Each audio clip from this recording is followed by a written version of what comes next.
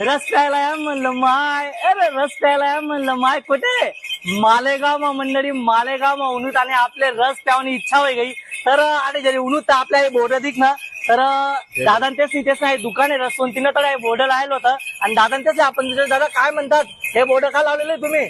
दादा सचिन दादाने आपल्या रसवंतीसाठी नाव फेमस केलेलं आहे रसवंतीचं. अच्छा आणि जय बजरंग रसवंती मालेगाव संगमेश्वर सम्राट मंडळ इथे अच्छा आपला रस उत्तम रस सचिन भाऊचे आपण फॅन आहे. सचिन भाऊनी फेमस करून टाकलं रसवाल्यांना फेमस करून टाकले रस म्हणून बॅनर लावलाय का? हो. अच्छा किती दिवस झाले बॅनर लावायला?